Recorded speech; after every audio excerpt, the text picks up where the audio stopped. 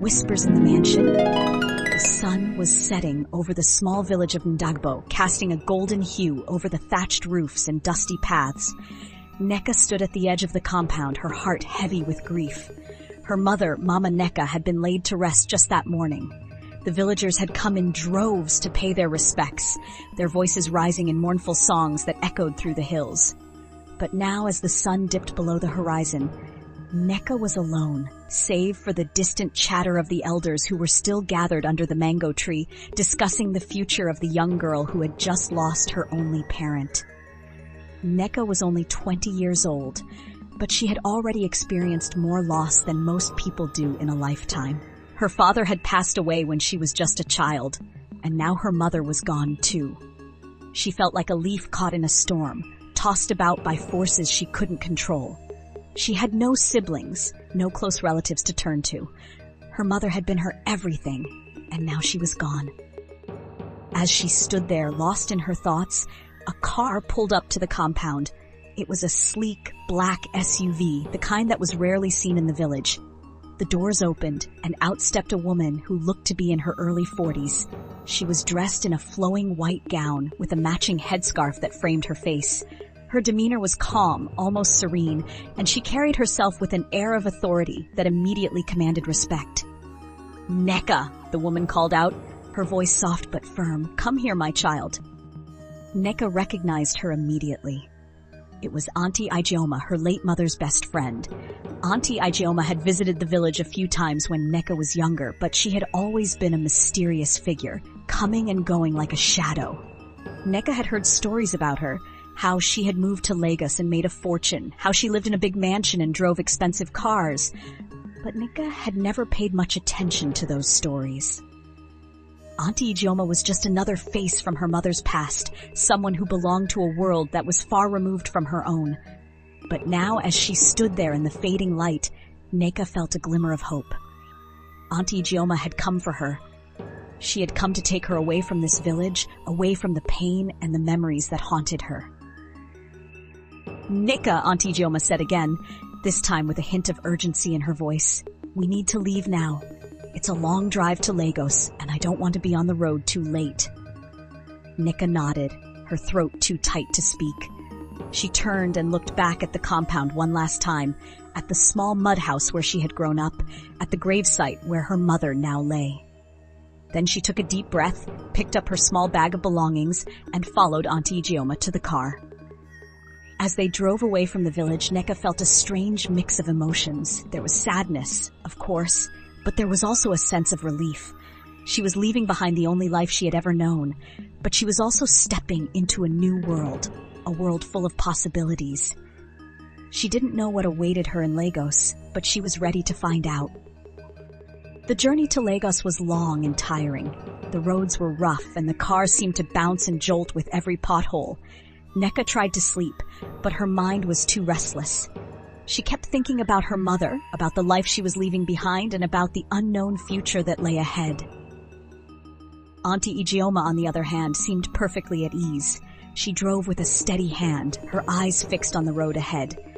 She didn't say much, but every now and then she would glance at Nneka and give her a reassuring smile. "It's gonna be okay, Nneka," she said at one point. "You're gonna like Lagos. It's a city full of opportunities, and you'll be safe with me." Nneka nodded, but she wasn't sure if she believed it. She had heard stories about Lagos, how it was a city of dreams, but also a city of danger. She had heard about the traffic, the noise, the crime. But she didn't say anything. She just sat there, staring out the window, watching as the landscape changed from lush green fields to dusty towns, and finally to the sprawling metropolis of Lagos.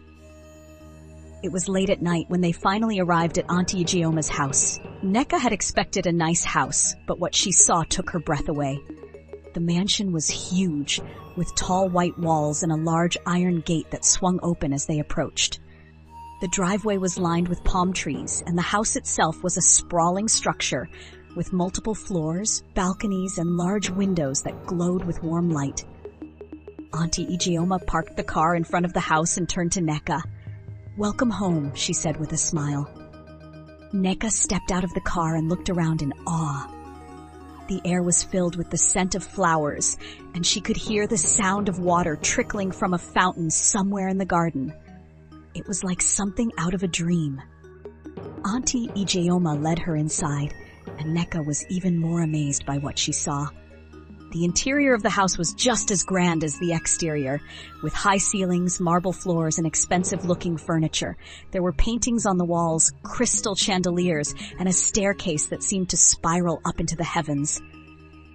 "This is your room," Aunty Ijeoma said, leading Nneka to a door on the second floor. She opened it to reveal a spacious bedroom with a large bed, a wardrobe, and a balcony that overlooked the garden. "I hope you like it." Nneka nodded, still too stunned to speak. She had never seen anything like this before. It was like something out of a movie. "You must be tired," Aunty Ijeoma said. "Get some rest. We'll talk more in the morning." Nneka nodded again and watched as Aunty Ijeoma left the room, closing the door softly behind her. She sat down on the bed and looked around, still trying to take it all in. It was all so overwhelming. Just a few hours ago, she had been in the village, grieving for her mother. And now she was here, in this luxurious mansion, in a room that was bigger than her entire house back home. She lay down on the bed and closed her eyes, but sleep didn't come easily. Her mind was still racing, filled with thoughts and questions. What was she doing here? What did Aunty Ijeoma want from her? And what kind of life awaited her in this strange, new place? Nneka had just started to drift off to sleep when she heard a soft knock on the door. She sat up, her heart pounding. Who could it be at this hour? "Come in," she called out, her voice barely above a whisper. The door opened and a young man stepped into the room. He was tall and handsome, with dark skin and a confident smile. He looked to be in his early 20s and he was dressed in a simple t-shirt and jeans. "Hi," he said, his voice smooth and warm. "I'm Obi, Aunty Ijeoma's son." Nneka's eyes widened in surprise. She hadn't known that Aunty Ijeoma had a son. She had never mentioned him during their conversations in the village. "Hi," Nneka replied, her voice trembling slightly. "I'm Nneka." "I know," Obi said with a grin. "My mom told me about you. She said you'd be staying with us for a while." Nneka nodded, still feeling a bit overwhelmed. She wasn't sure what to say or how to act. She had never been alone with a boy before, especially not one as handsome as Obi. "I just wanted to welcome you," Obi continued, taking a step closer to the bed. "I know it must be strange for you being in a new place and all, but don't worry, you'll get used to it. And if you need anything, just let me know." "Thank you," Nneka said, her voice barely above a whisper. Obi smiled and took another step closer. "You're really beautiful, you know that?" Nneka felt her cheeks flush with heat. She didn't know how to respond. She had never been called beautiful before, at least not by someone like Obi. I don't know what to say," she stammered. Obi chuckled softly. "You don't have to say anything. Just know that I'm here for you, okay?" Nneka nodded, her heart racing. She didn't know what to make of Obi. He was so confident, so charming. And there was something about the way he looked at her that made her feel both excited and nervous at the same time. "Well, I should let you get some sleep," Obi said, taking a step back. "But if you need anything, just call for me. My room is right down the hall." "Okay," Nneka said, her voice barely audible. Obi gave her one last smile before turning and leaving the room, closing the door softly behind him. Nneka lay back down on the bed, her mind racing. She didn't know what to think or feel. She had just met Obi, but already he had made an impression on her. There was something about him that drew her in, something that made her want to know more. But at the same time, she couldn't shake the feeling that there was something strange about this place, about Aunty Ijeoma and her son. The mansion was beautiful, but it also felt off somehow, like there was something hidden beneath the surface, something dark and mysterious. Nneka closed her eyes and tried to push those thoughts away. She was tired and she needed to sleep. But as she drifted off, she couldn't help but wonder what secrets this house held, and what role she would play in them. The next few days passed in a blur. Nneka settled into her new life in the mansion, but she couldn't shake the feeling that something was off. The house was beautiful, but it was also eerily quiet. There were no other servants or staff, just Aunty Ijeoma and Obi. And while Aunty Ijeoma was kind and welcoming, there was something about her that made Nneka uneasy. She was always so calm, so composed. She spent most of her time in her study, reading, or praying. She was deeply religious, and she often talked about the importance of faith and obedience. But there was something about the way she spoke, the way she looked at Nneka, that made her feel like she was being watched, judged. Obi, on the other hand, was the complete opposite. He was outgoing and friendly, always ready with a joke or a smile. He spent a lot of time with Nneka, showing her around the house and the garden, telling her stories about Lagos and his life. He was easy to talk to, and Nneka found herself opening up to him in ways she hadn't expected. But even with Obi, there was something strange. He had a way of looking at her, of touching her, that made her feel both excited and uncomfortable. He would often brush against her when they were walking, or lean in close when they were talking.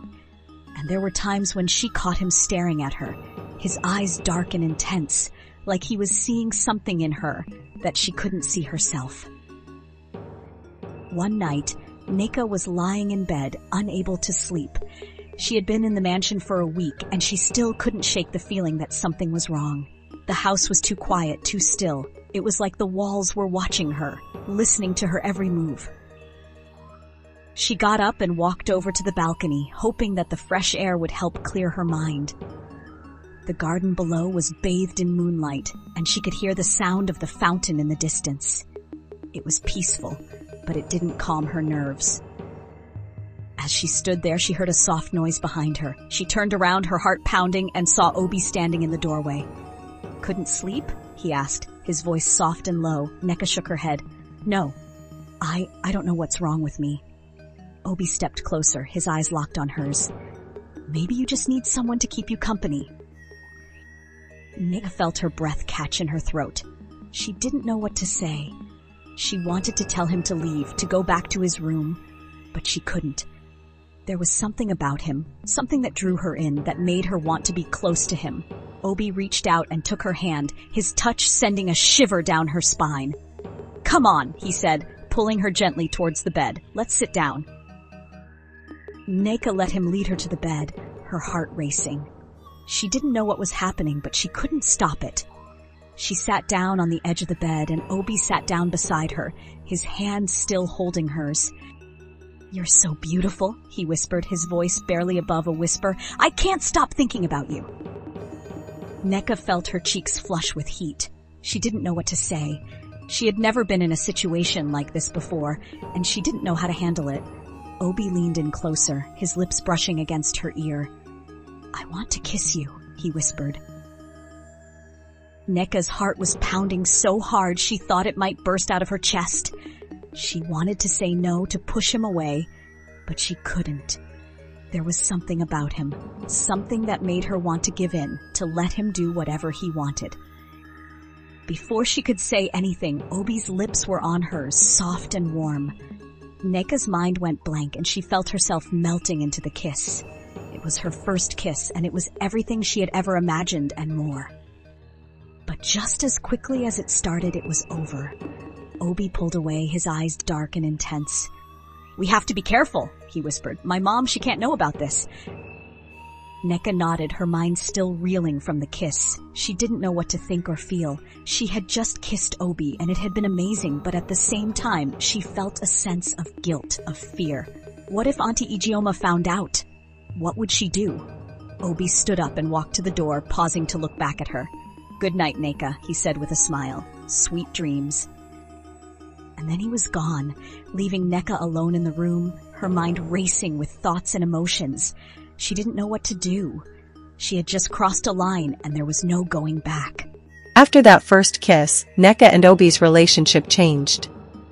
They started meeting in secret, late at night when Aunty Ijeoma was asleep.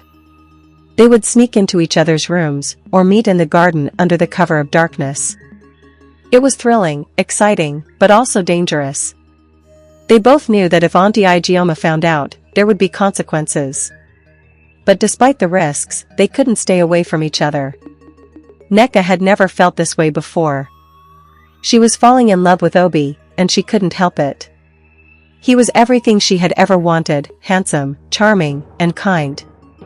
He made her feel special, like she was the only girl in the world. But at the same time, she couldn't shake the feeling that there was something wrong. The mansion was still too quiet, too still.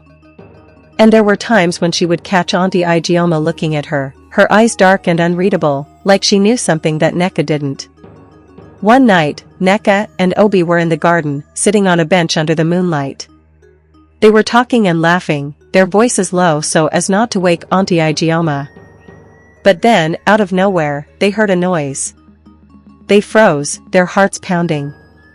Nneka looked around, but she couldn't see anything. The garden was dark, and the shadows seemed to stretch on forever. "Did you hear that?" Obi whispered, his voice tense. Nneka nodded, her eyes wide with fear. "What was it?" "I don't know," Obi said, standing up and looking around. "But we should go inside. It's not safe out here." Nneka stood up and followed Obi back to the house, her heart still racing. They crept inside and up the stairs, trying to be as quiet as possible. But just as they reached the top of the stairs, they heard a voice. "What are you two doing?" Nneka's heart stopped. She turned around and saw Aunty Ijeoma standing at the bottom of the stairs, her eyes dark and accusing. "Mom," Obi said, his voice trembling. We couldn't sleep. We were just talking." Aunty Ijeoma's eyes narrowed, and she took a step closer. "Talking? At this hour?" Nneka felt a chill run down her spine. She didn't know what to say. She could feel Aunty Ijeoma's eyes on her, piercing through her like a knife. "Yes," Obi said, his voice steady now. "We were just talking. That's all." Aunty Ijeoma stared at them for a long moment, her expression unreadable. Then she nodded. "Go to bed," she said, her voice cold. "And don't let me catch you out of your rooms again." Nneka and Obi nodded and quickly retreated to their rooms. Nneka closed the door behind her and leaned against it, her heart pounding. She didn't know what had just happened, but she knew that they had been close to getting caught. She lay down on the bed and closed her eyes, trying to calm her racing heart. But she couldn't shake the feeling that something was wrong. Aunty Ijeoma had looked at her with such intensity, such suspicion. It was like she knew something, like she could see right through her. Nneka didn't know what to do. She was falling in love with Obi, but she was also afraid. Afraid of Aunty Ijeoma. The days turned into weeks, and the weeks into months. Nneka and Obi continued their secret meetings, their love growing stronger with each passing day. But as their bond deepened, so did the tension in the mansion. Aunty Ijeoma's behavior became increasingly erratic. She would often stare at Nneka with a mix of suspicion and anger, as if she could sense that something was amiss. Nneka tried to hide her growing discomfort, but it was becoming harder to do so. She had started to feel nauseous in the mornings, and her body was changing in ways she couldn't ignore. She knew what these signs meant, but she was too afraid to admit it, even to herself. One morning, as Nneka was preparing breakfast in the kitchen, Aunty Ijeoma walked in. Her eyes immediately fell on Nneka, who was trying to suppress a wave of nausea. "Nneka," Aunty Ijeoma said, her voice sharp. "Are you feeling all right?" Nneka forced a smile. "Yes, Aunty. I'm fine." Aunty Ijeoma's eyes narrowed. "You don't look fine. You've been looking pale and tired lately. Are you sure there's nothing wrong?" Nneka shook her head, her heart pounding. "No, Aunty. I'm just a bit tired, that's all." Aunty Ijeoma didn't look convinced, but she didn't press the issue. Instead, she turned and walked out of the kitchen, leaving Nneka to her thoughts. Nneka knew she couldn't keep hiding the truth forever. She needed to talk to Obi, to figure out what they were going to do. But every time she tried to bring it up, he would change the subject or reassure her that everything would be fine. One evening, after dinner, Aunty Ijeoma called Nneka into the living room. Her expression was stern, and Nneka could feel the tension in the air. "Nneka," Aunty Ijeoma began, her voice cold. "I've noticed some changes in you lately. You've been looking unwell, and you've been acting strangely. I want to know what's going on." Nneka's heart raced.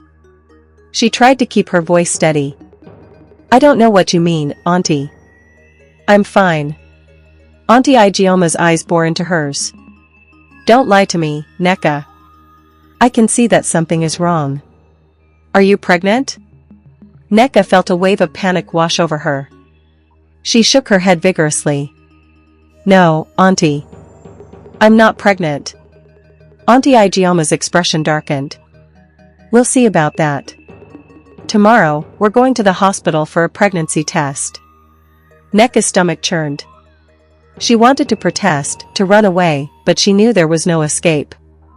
She nodded silently, her mind racing with fear and uncertainty.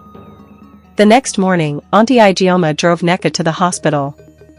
The ride was silent, the tension between them palpable. Nneka's hands were trembling as they walked into the clinic, and she could feel Aunty Ijeoma's eyes on her every move. The nurse called Nneka's name, and she followed her into the examination room. The test was quick, but the wait for the results felt like an eternity. When the nurse finally returned, she handed the results to Aunty Ijeoma. Nneka watched as Aunty Ijeoma's face turned from suspicion to shock, and then to anger. She crumpled the paper in her hand and turned to Nneka, her eyes blazing. "You lied to me," she hissed. "You're pregnant." Nneka felt tears welling up in her eyes. She wanted to explain, to beg for forgiveness, but the words wouldn't come. The ride back to the mansion was even more tense than the ride to the hospital. Aunty Ijeoma's grip on the steering wheel was so tight that her knuckles turned white. Nneka sat in the passenger seat, her mind a whirlwind of fear and guilt. When they arrived home, Aunty Ijeoma stormed into the living room, with Nneka following meekly behind. She turned to face Nneka, her eyes filled with fury. "Who is the father?" Aunty Ijeoma demanded, her voice shaking with anger. Nneka hesitated, her heart pounding. She knew there was no way out of this. She took a deep breath and pointed to Obi, who had just walked into the room. "It's Obi," she whispered, her voice barely audible. Aunty Ijeoma's eyes widened in shock and disbelief. She turned to Obi, who looked just as stunned as she was. "Obi," she repeated, her voice trembling. "My son?" Obi stepped forward, his face pale. "Mom, I can explain." But Aunty Ijeoma wasn't listening. She turned back to Nneka, her eyes filled with a mixture of anger and betrayal. "How could you?" she screamed. "How could you do this to me? To my family?" Nneka felt tears streaming down her face. "I'm sorry, Auntie. I didn't mean for this to happen." Aunty Ijeoma's anger was uncontrollable. She grabbed Nneka by the arm and shook her violently. "You ungrateful girl. I took you into my home, and this is how you repay me?" Obi stepped in, trying to pull his mother away. "Mom, stop. This isn't just her fault. I'm responsible too." Aunty Ijeoma turned her fury on Obi. "You. How could you betray me like this? She's like a daughter to me." The room was filled with shouting and accusations, the tension reaching a boiling point. Nneka felt like the walls were closing in on her. She wanted to run, to escape the chaos, but she was rooted to the spot, overwhelmed by the storm of emotions around her. The days that followed were a blur of tension and silence. Aunty Ijeoma refused to speak to Nneka or Obi, her anger still simmering beneath the surface. The mansion, once a place of luxury and comfort, now felt like a prison. Nneka spent most of her time in her room, trying to avoid Aunty Ijeoma's wrath. She felt lost and alone, unsure of what the future held. She knew that her life would never be the same, but she didn't know how to move forward. Obi tried to comfort her, but even he seemed distant, weighed down by the guilt and the strain of the situation. They both knew that their secret had been exposed, and there was no going back. One evening, Aunty Ijeoma called Nneka and Obi into the living room. Her expression was calm, but there was a coldness in her eyes that sent a shiver down Nneka's spine. "I've made a decision," Aunty Ijeoma began, her voice steady. "Nneka, you will leave this house. I cannot have you here, not after what you've done." Nneka felt a lump form in her throat. She wanted to protest, to beg for another chance, but she knew it was futile. She nodded silently, her heart breaking. Obi stepped forward, his face filled with determination. "Mom, you can't do this. Nneka is carrying my child. I won't let you send her away." Aunty Ijeoma's eyes narrowed. "You think you have a say in this? You've disgraced this family, and now you want to make decisions?" Obi stood his ground. "I love Nneka, and I won't abandon her. If she leaves, I leave with her." Aunty Ijeoma's face turned red with anger. "You would choose her over your own mother?" Obi nodded. "I have to do what's right, Mom. I can't turn my back on Nneka and our child." Aunty Ijeoma stared at him for a long moment, her eyes filled with a mixture of anger and sadness. Then she turned away, her shoulders slumping in defeat. "Fine," she said, her voice barely above a whisper. "Do what you want. But don't expect me to support you." Nneka and Obi left the mansion the next day, their belongings packed into a small car. They didn't know where they were going, but they knew they had to start over, to build a new life together. As they drove away, Nneka looked back at the mansion one last time. It had been her home for a short while, but now it was just a memory, a chapter in her life that had come to an end. She turned to Obi, who was focused on the road ahead. Despite the uncertainty of their future, she felt a glimmer of hope. They had each other, and they had their unborn child. That was all that mattered. As they drove into the unknown, Nneka felt a sense of determination. She didn't know what challenges lay ahead, but she was ready to face them. She had lost so much, but she had also gained something precious, a love that would carry her through the darkest times. And as the sun set on the horizon, Nneka knew that this was just the beginning of a new chapter, a chapter filled with hope, love, and the promise of a brighter future. Nneka and Obi found a small apartment in a modest neighborhood in Lagos. It was a far cry from the luxury of Aunty Ijeoma's mansion, but it was a place they could call their own. They worked tirelessly to make it feel like home, painting the walls and filling it with second-hand furniture. But the challenges were far from over. Money was tight, and they both had to find jobs to make ends meet. Obi took on a job as a delivery driver, while Nneka worked as a cashier at a local supermarket. It was hard work, but they were determined to provide for their growing family.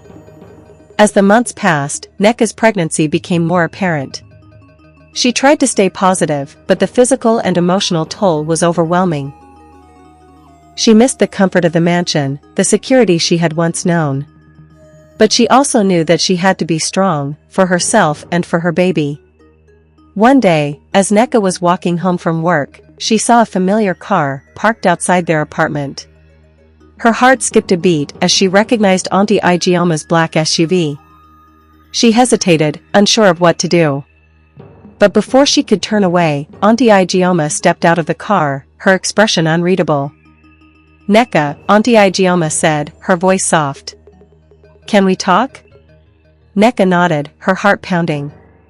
She led Aunty Ijeoma into the apartment, where Obi was waiting. The tension in the room was palpable as they all sat down, the weight of their past hanging heavy in the air. Aunty Ijeoma took a deep breath. "I've had a lot of time to think," she began. "And I realized that I was too harsh. I let my anger cloud my judgment, and I pushed you both away." Nneka felt tears welling up in her eyes.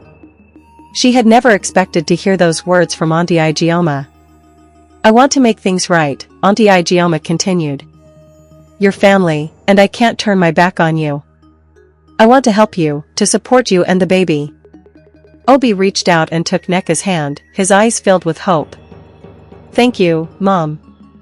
That means a lot to us." Nneka nodded, her heart swelling with gratitude. "Thank you, Auntie. We really appreciate it." With Aunty Ijeoma's support, Nneka and Obi's lives began to improve. They moved back into the mansion, but this time, it felt different. The walls that had once felt cold and oppressive now seemed warm and welcoming. Nneka gave birth to a beautiful baby girl, and the mansion was filled with the sound of laughter and joy. Aunty Ijeoma doted on her granddaughter, her heart softened by the love she felt for the new addition to the family. As Nneka held her baby in her arms, she felt a sense of peace and fulfillment. She had been through so much, but she had come out stronger on the other side. She had found love, family, and a place where she truly belonged. And as she looked out at the garden, bathed in the golden light of the setting sun, Nneka knew that this was just the beginning of a new chapter, a chapter filled with hope, love, and the promise of a brighter future. Years passed, and the mansion became a home filled with love and laughter. Nneka and Obi's daughter grew up surrounded by the love of her parents and grandmother. The scars of the past had healed, and the family had found a new sense of unity and strength. Nneka often thought back to the day she had arrived in Lagos, a young girl filled with fear and uncertainty. She had come a long way since then, and she was proud of the life she had built. As she stood in the garden, watching her daughter play, Nneka felt a sense of gratitude for the journey she had been on. It hadn't been easy, but it had been worth it. She had found love, family, and a place where she truly belonged. And as the sun set on the horizon, Nneka knew that this was just the beginning of a new dawn, a dawn filled with endless possibilities and the promise of a brighter future.